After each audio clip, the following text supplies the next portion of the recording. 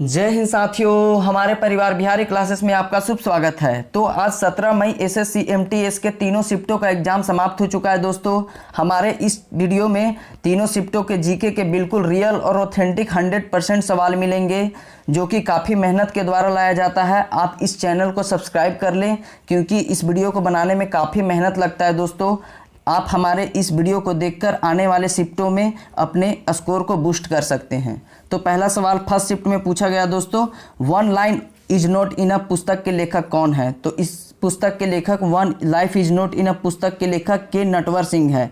के नटवर सिंह हमारा right answer हो जाता। और साथ ही साथ याद रखेंगे, के नटवर सिंह का आत्मकथा है one life is not enough. इसका प्रकाशन 2014 में हुआ था। दूसरा प्रश्न पूछा गया स्पोर्ट्स से, डूरंड कप की शुरुआत कब हुई थी? तो याद रखेंगे, डूरंड कप की शुरुआत 1818 ईस्वी में हुई थी। 1828 ईस्वी में हुई थी दोस्तों। तो डूरंड कप की शुरुआत 1888 ईस्वी में हमारा राइट आंसर हो जाता। और फुटबॉल जगत में फुटबॉल का ट्रॉफी है डूरंड कप। याद रखेंगे, डूरंड कप फुटबॉल का एक ट्रॉफी है। फुटबॉल ट्रॉफी में फीफा वर्ल्ड कप होता है, रोवर्स कप भी फुटबॉल में दिया जाता है, संतोष ट्रॉफी, डूरंड और मर्डेका, यह सभी ट्रॉफी फुटबॉल से संबंधित है। आने वाले शिफ्टों में यहाँ से प्रश्न जरूर देखने को मिलेंगे। फीफा, रोवर्स, संतोष, डूरंड और मर्डेका, यह फुटबॉल ट्रॉफी है। अगला प्रश्न पूछा गया, 2011 जनगणना अनुसार किस राज्य का जनसंख्या घनत्व सर्वाधिक है? तो 2011 के जनगणना अनुसार बिहार राज्य का सर्वाधिक जनसंख्या घनत्व है। और सबसे कम जनसंख्या घनत्व अरुणाचल प्रदेश का है, मात्र 17 जनसंख्या घनत्व है। वर्षा का मापन किस यंत्र के द्वारा किया जाता है? तो यह काफ़ी इजी सवाल पूछ दिया गया दोस्तों। वर्षा का मापन रेन गेज के द्वारा किया जाता है। और साथ ही साथ याद रखिएगा, वायु दाब मापी हम बैरोमीटर को कहते हैं। वायु का दाब मापने के लिए बैरोमीटर यंत्र का इस्तेमाल किया जाता है। राष्ट्रकूट वंश की स्थापना किसने की थी? यह प्रश्न इतिहास का पूछ दिया गया। राष्ट्रकूट वंश के संस्थापक दंती दुर्ग थे। हमारा दंती दुर्ग राइट आंसर हो जाता। उसी तरह हर्यक वंश का पूछा जाएगा तो बिंबिसार हर्यक वंश के संस्थापक हैं। कुषाण वंश के संस्थापक कुजुल कैडफिसस हैं। और कुषाण वंश के प्रतापी राजा, जिसका नाम था कनिष्क, उन्होंने कुंडलवन कश्मीर में चौथे बौद्ध संगति करवाए थे। याद रखिएगा। अगला प्रश्न पूछा गया, उत्तरी एवं दक्षिणी गोलार्ध में हवा का विक्षेपण किस बल के द्वारा होता है? तो कोरियोलिस बल के कारण हवा का विक्षेपण उत्तरी ध्रुव में, उत्तरी गोलार्ध एवं दक्षिणी गोलार्ध में होता है। उत्तरी गोलार्ध में दाईं तरफ से दाईं दिशा में हवा चलता है और दक्षिणी गोलार्ध में बाईं दिशा में हवा चलता है। याद रखेंगे। मेलोडी क्वीन के नाम से किन्हें जाना जाता है? यह करंट अफेयर का सवाल पूछा गया है। मेलोडी क्वीन के नाम से लता मंगेशकर जी को जाना जाता है। और ठुमरी की रानी, यह पिछले शिफ्टों में पूछा गया है प्रश्न, ठुमरी की रानी गिरजा देवी को कहा जाता है। अगला प्रश्न पूछा गया, वेदांतम सत्यनारायण शर्मा का संबंध किस शास्त्रीय नृत्य से है? तो वेदांतम सत्यनारायण शर्मा का संबंध कुचिपुड़ी शास्त्रीय नृत्य से है। कुचिपुड़ी शास्त्रीय नृत्य का संबंध आंध्र प्रदेश राज्य से है। अगला प्रश्न देखते हैं। पूछा गया 9वां प्रश्न, वृक्ष एवं झाड़ियों के अध्ययन को क्या कहते हैं? तो अर्बोरी कल्चर वृक्ष और झाड़ियों के अध्ययन को कहते हैं। अर्बोरी कल्चर हमारा राइट आंसर हो जाता। फूलों के अध्ययन को फ्लोरिकल्चर कहेंगे। इसे भी याद रखेंगे, आगे आने वाले शिफ्ट में पूछा जाएगा। टोक्यो ओलंपिक 2020 में भारत में कितने पदक जीते थे? तो टोक्यो ओलंपिक 2020 में भारत ने 7 पदक जीते हैं, जिसमें से एक स्वर्ण पदक नीरज चोपड़ा ने जीता है और 2 रजत पदक रवि कुमार दहिया और बीनाबाई चानू ने जीता है और 4 कांस्य पदक भारत ने ओलंपिक 2020 में जीता है। सहकारी समिति में सरचार्ज 12% से घटाकर कितना कर दिया गया है? तो हाल ही में सहकारी समिति सरचार्ज 12% से घटाकर 7% कर दिया गया है। 7% हमारा बिल्कुल राइट आंसर हो जाता। सहकारी समिति की स्थापना 97वां संविधान संशोधन 2011 ईस्वी में किया गया है। इसे याद रखेंगे। अगला प्रश्न पूछा गया, उससे पहले हमारे इस कंटेंट और हमारे इस मेहनत के लिए आप हमारे चैनल को सब्सक्राइब कर लें, क्योंकि काफ़ी मेहनत से यह वीडियो प्रोवाइड किया जा रहा है दोस्तों। अगला प्रश्न देखते हैं, सांस्कृतिक और शैक्षणिक अधिकार किस अनुच्छेद में वर्णित है? तो अनुच्छेद 29 और 30 में सांस्कृतिक और शैक्षणिक अधिकार के बारे में वर्णन किया गया है। 29 और 30 अनुच्छेद हमारा राइट आंसर हो जाता। और प्रश्न पूछा गया, पाकिस्तान एवं अफगानिस्तान भारत के किस दिशा में स्थित है? काफ़ी इजी सवाल पूछ दिया गया दोस्तों। तो उत्तर पश्चिमी दिशा में भारत के पाकिस्तान और अफगानिस्तान देश अवस्थित है। पाकिस्तान और अफगानिस्तान के बीच डूरंड रेखा सीमा विभाजन करता है। याद रखेंगे। अगला प्रश्न पूछा गया, मोतीलाल नेहरू, चित्तरंजन दास, आसफ अली, सी राजगोपालाचारी किस आंदोलन के दौरान वकालत छोड़ दिए थे? तो गांधी जी द्वारा चलाया गया असहयोग आंदोलन के द्वारा इन सभी नेताओं ने वकालत छोड़ दिए थे। याद रखेंगे, असहयोग आंदोलन राइट आंसर हो जाएगा। वर्तमान समय में कलिंग का नाम क्या है? जो प्राचीन समय में कलिंग युद्ध हुआ था, वर्तमान में उसे आज ओडिशा कहते हैं। उत्कल दिवस ओडिशा के स्थापना दिवस के रूप में 1 अप्रैल को मनाया जाता है। 1875 में दक्कन विद्रोह कहाँ हुआ था? यह इतिहास का एक प्रश्न पूछ दिया गया। 1875 में दक्कन विद्रोह महाराष्ट्र के सतारा जिले में और पुणे जिले में हुआ था। अगला देखते हैं प्रश्न, किस शैली के मंदिर के प्रवेश द्वार को गोपुरम के नाम से जाना जाता है?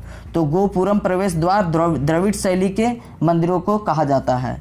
दक्षिण के मंदिरों का निर्माण द्रविड़ शैली में किया गया था और मध्य, जिसको हम बीच बोलते हैं, तो बीच वाले मध्य बेसर शैली से हो जाएगा और उत्तरी मंदिर का निर्माण नागर शैली से हो जाता है।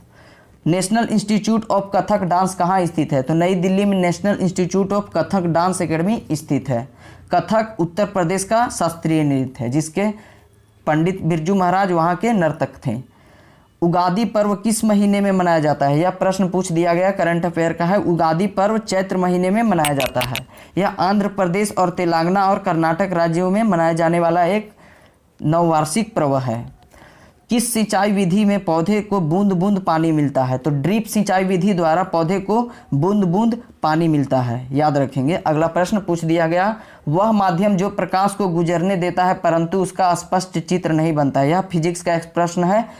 तो वह पारभासी माध्यम है जिसके द्वारा प्रकाश तो गुजर जाता है लेकिन उसका स्पष्ट चित्र नहीं बनता है।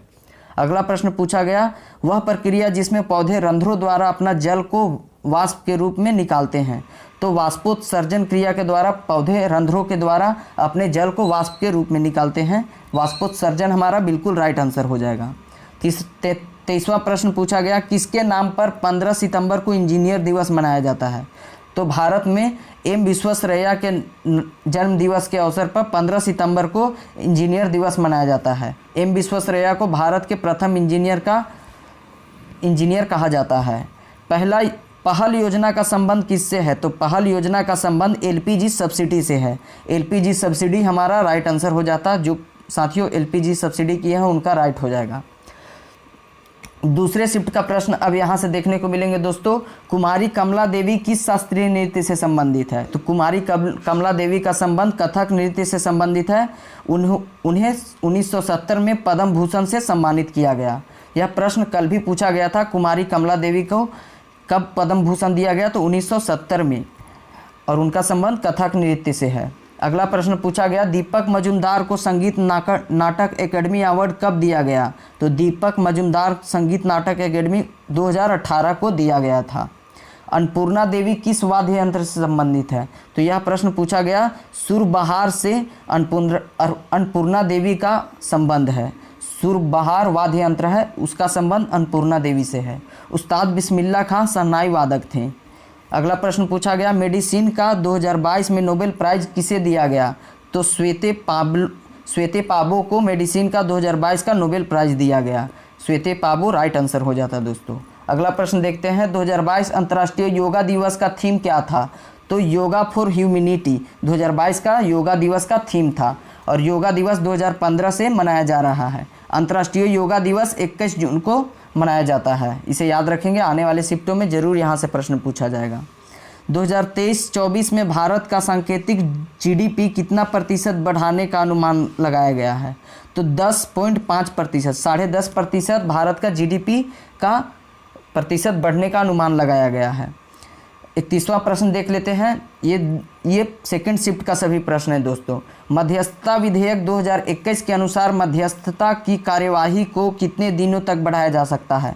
तो 180 दिन तक मध्यस्थता कार्यवाही को बढ़ाया जा सकता है। इसे याद रखेंगे। अगला प्रश्न देखते हैं, नीति आयोग की पहली बहुआयामी गरीबी सूचकांक के अनुसार किसकी संख्या में गरीबी की उच्चतम दर है?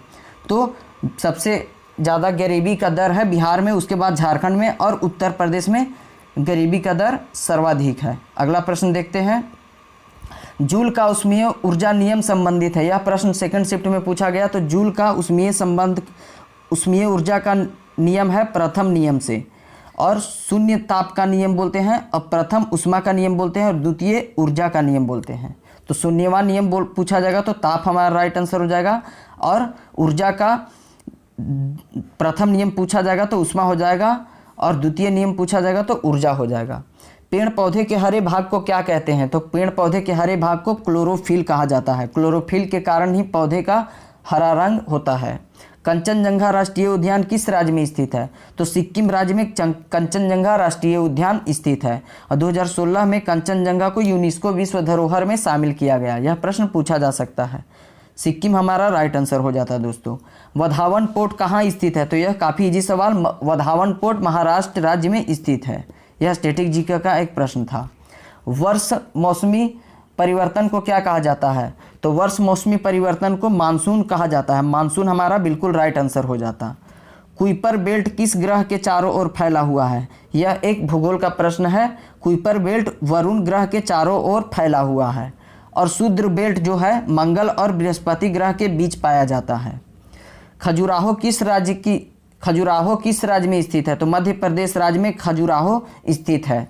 कंदरिया महादेव का मंदिर खजुराहो में अवस्थित है, जिसे चंदेल शासकों ने निर्माण करवाया था। कंदरिया महादेव मंदिर शिव भगवान को समर्पित है, और कंदरिया महादेव मंदिर यूनेस्को में 1986 में शामिल किया गया। इसे भी याद रखें, 1986 में खजुराहो को यूनेस्को में शामिल किया गया था। केसरी समाचार पत्र के संपादक कौन थे? तो बाल गंगाधर तिलक केसरी समाचार पत्र के संपादक थे। बाल गंगाधर तिलक द्वारा केसरी और मराठा दो समाचार पत्रिका का निष्पादन किया गया। केसरी मराठी भाषा का था और मराठा अंग्रेजी भाषा का था। जस्ट उल्टा याद रखिएगा, मराठा रहेगा तो अंग्रेजी भाषा हो जाएगा दोस्तों, और केसरी रहेगा तो मराठा भाषा हमारा राइट आंसर हो जाएगा। अगला प्रश्न देखते हैं। पूछा गया है किस शासक ने देवपुत्र की उपाधि धारण की थी? तो कनिष्क शासक था, वह कुषाण शासक था, उन्होंने देवपुत्र की उपाधि धारण की थी। और कनिष्क जो था उन्होंने कुंडलवन कश्मीर में चतुर्थ बौद्ध संकृति करवाया था। और कुषाण वंश के संस्थापक थे कुजुल कैटफिशेस और विम कैटफिशेस, जो कुषाण वंश के शासक थे। उन्होंने प्रथम सोने का सिक्का चलाया था, इसे भी याद रखेंगे। देखते हैं अगला प्रश्न। जयपुर के हवा महल का निर्माण किसने करवाया था? तो जयपुर के हवा महल का निर्माण राजा सवाई प्रताप सिंह ने करवाया था। वास्तुकार जयपुर हवा महल के कौन थे? तो लालचंद उस्ताद जयपुर हवा महल के वास्तुकार थे। लालचंद उस्ताद हमारा राइट आंसर हो जाएगा, पूछा जाएगा तो। एल्बर्ट बिल किस वायसराय ने लाया था? तो एल्बर्ट बिल लॉर्ड रिपन के समय लाया गया था। लॉर्ड रिपन हमारा बिल्कुल राइट आंसर हो जाता, और यह 1883 ईस्वी में एल्बर्ट बिल लाया गया था लॉर्ड रिपन को। अगला प्रश्न देखते हैं। किस अनुच्छेद के तहत अल्पसंख्यकों को अपने शैक्षणिक संस्थानों को खोलने का अधिकार है? तो अनुच्छेद 30 के 1 में अल्पसंख्यकों को अपने शैक्षणिक संस्थानों को खोलने का अधिकार दिया गया है। अनुच्छेद 30A हमारा राइट आंसर हो जाता। बास्केटबॉल के एक टीम में कितने खिलाड़ी होते हैं? तो बास्केटबॉल के एक टीम में 5 खिलाड़ी होते हैं, और बेसबॉल और खो खो टीम में 9 खिलाड़ी होते हैं, और कबड्डी में 7 खिलाड़ी होते हैं। बास्केटबॉल 5 खिलाड़ी हमारा राइट आंसर हो जाता। मर्डेका कप किस खेल से संबंधित है? पिछले प्रश्न पूछा गया है। मर्डेका कप भी फुटबॉल से संबंधित है, तो फुटबॉल हमारा राइट आंसर हो जाता। मर्डेका कप का आयोजन हमेशा मलेशिया देश में किया जाता है, इसे याद रखेंगे। इंडिया एट रिस्क पुस्तक के लेखक कौन है? सेकंड शिफ्ट में यह प्रश्न पूछा गया है।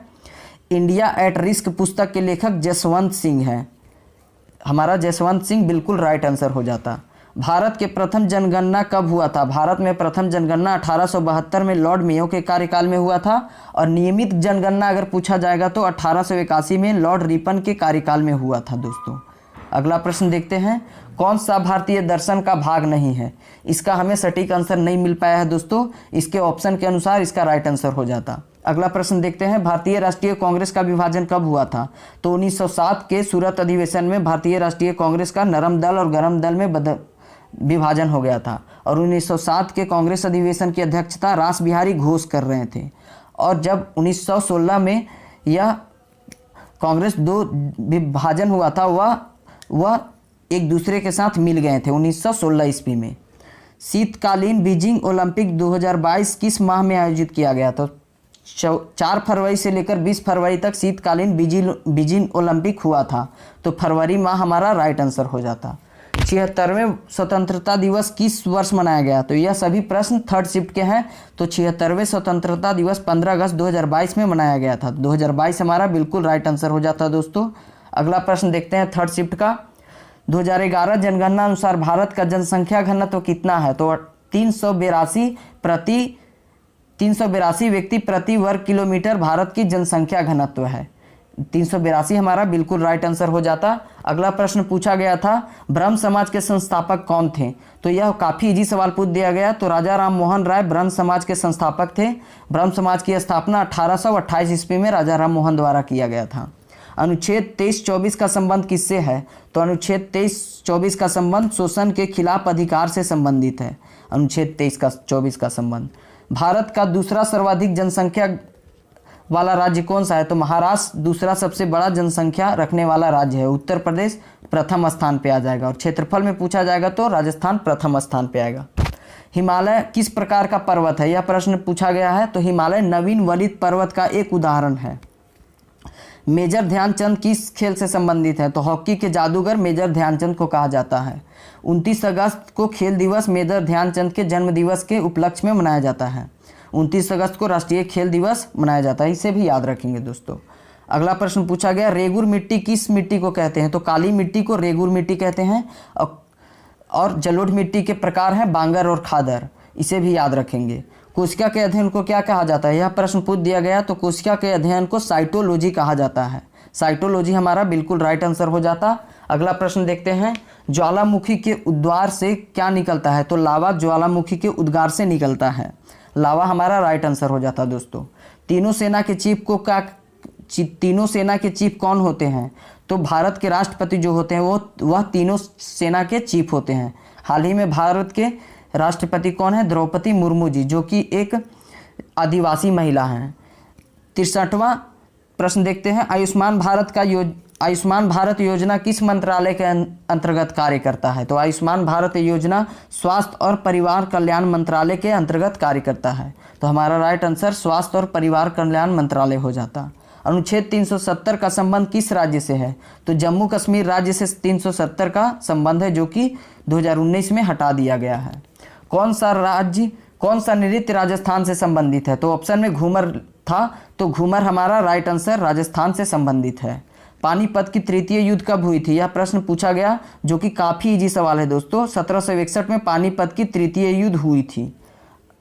अगला देखते हैं मोहे रंग दो लाल गाना के कोरियोग्राफर जिन्हें 1986 में पद्म विभूषण मिला है, वह कौन है? तो पंडित बिरजू महाराज मोहे रंग दो लाल गाने के कोरियोग्राफर हैं। पंडित बिरजू महाराज हमारा बिल्कुल राइट आंसर हो जाता।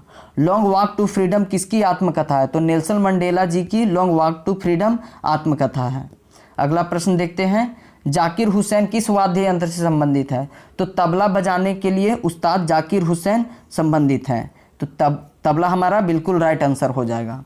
अमरावती कला का विकास किस राजवंश ने किया था?